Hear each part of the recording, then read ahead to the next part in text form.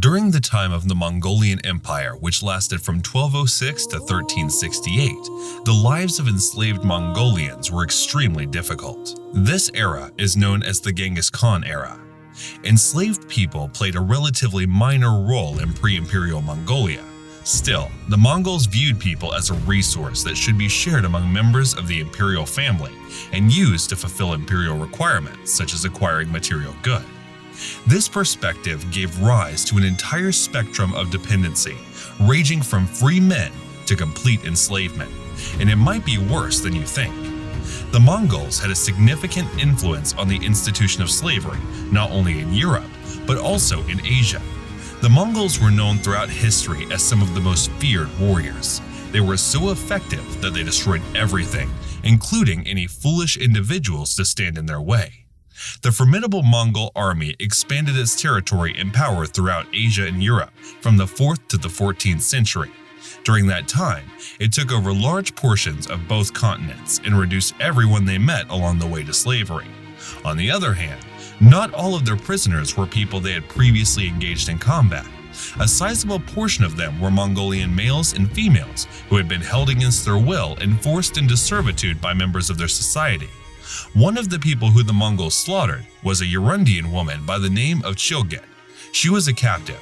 In addition, one of the victims was a man named Choltia from Mongolistan, and another victim was a man named Ogde, and many more. These unfortunate people were all purchased and sold by members of their society to enslave them, either in exchange for money or simply because they no longer wanted them. The history of these enslaved men and women is a testament to the fact that life in slave community could be unbearable at any point in time throughout history, but especially during periods in which societies were ruthless, indifferent, and violent towards outsiders. The Mongol Empire is generally attributed to Genghis Khan, who ruled from 1206 until 1227 and is known as the first great Khan or universal ruler of the Mongol people. His reign lasted from 1206 until 1227.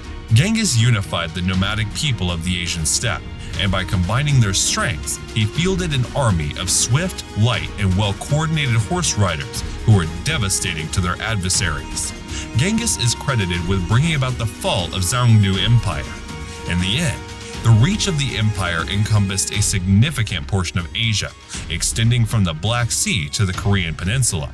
The Mongols could easily defeat armies from Iran, Russia, Eastern Europe, China, and other places thanks to their superior horsemanship and archery skills. The descendants of Genghis Khan ruled the four khanates, the most powerful of which was the Mongol Yuan dynasty in China, which was established by Kublai Khan 1271 to 1368. Many Mongols gave up their indigenous Shamanish in favor of Tibetan Buddhism or Islam and assimilated into the previously settled societies they had quickly overrun. This was the general symptom of the Mongols losing a portion of their cultural identity and famed military prowess. The four khanates all fell victim to damaging dynastic disputes and the armies of their rivals. The decline of the Mongols' military prowess was also a contributing factor. Although the Mongols are not widely known for their governmental achievements or architectural masterpieces, they had a profound cultural impact by facilitating the movement of people from Eurasia to the Far East in the name of commerce, diplomacy, and exploration. This was a crucial part of the tradition. In the year 1206, following the successful unification of the Mongol people, Genghis Khan established an empire. At the heart of this empire, the Mongols were likely responsible for the lives of approximately 20 million people. The vast majority of them were engaged in agricultural work. There was a significant number of free people, but also a substantial number of enslaved people.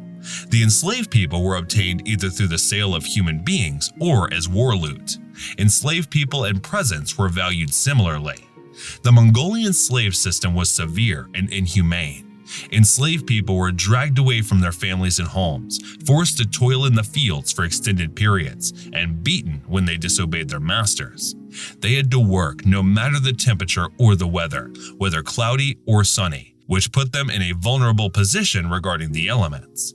A significant number of enslaved people perished from exhaustion or the effects of the environment.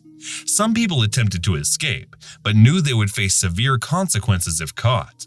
Those who had the misfortune to be held as enslaved people in Mongolia endured a difficult and trying experience due to the country's slave system.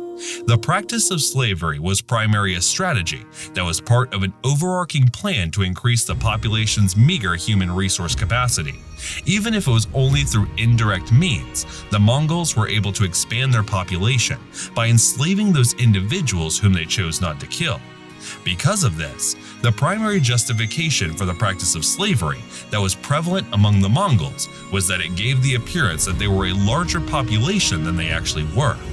This concept was relevant in both the military and the administrative spheres. Unpredictably, the Mongols used the field of battle as the location for the initial test run of their concept of slavery. It was possible for enslaved Mongols to be set free for various reasons. However, the most common one was that the enslaved person had been obedient to the master for an extended period, usually several years. In certain circumstances, a slave might be freed along with other enslaved people being set free simultaneously as a part of a larger group. This could happen, for instance, if an enslaver passed away and decreed in their will that all their slaves should be set free, or if they went bankrupt and had to sell everything they owned, including their slaves. Escaping from the Mongolian enslaver was yet another option for enslaved people who desired freedom from servitude. The task at hand was unquestionably much more challenging than merely obtaining manumission, but it was not an impossible one. People who were able to escape their slave owners and get away from them in Mongolia often went to one of the country's many Buddhist monasteries, where they were welcomed and given a place to stay. From there, they might make it to China or another country, where for the first time, they would be free to live their lives however they want. Marco Polo was the first person to bring to light the deplorable living conditions of an enslaved Mongolian back in the early 14th century. He did so while he was traveling through Mongolia. During his travels through Mongolia, he carried out these actions. When describing their state, he referred to them as worse than beasts of burden. This phrase captures the severity of their condition. While they were forced to work in the fields for the entire day, they were not provided with adequate food or water to sustain them throughout the day. They were subject to severe consequences as a form of punishment if they failed to meet the quota that had been set for them. They were chained together and spent the night confined in chains much too small for the number of animals kept in them. Everyone spent the evening in this manner. In the end, many of them were unable to survive the ordeal. As a consequence, they perished at the end of being exposed to the elements, going hungry, and receiving injuries.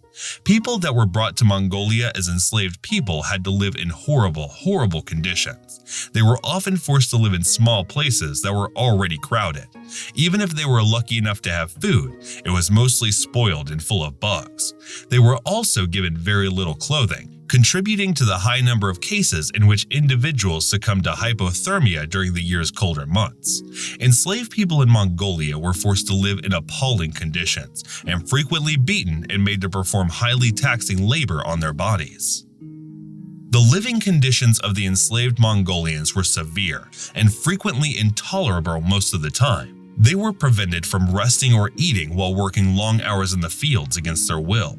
Many succumbed to being out in the elements, starvation, or exhaustion. Some escaped, but most were quickly apprehended and sent back to their cruel captors. Those few people who escaped captivity and made it to freedom found themselves in an alien and unfamiliar land where they had to begin their lives from scratch. The people who were held as enslaved people in Mongolia managed to create a vibrant culture despite the challenges they faced that lasted up until the present. The descendants of those courageous souls are the ones who carry on their legacy and continue the fight for equality and justice in today's world. Subscribe for more content like this.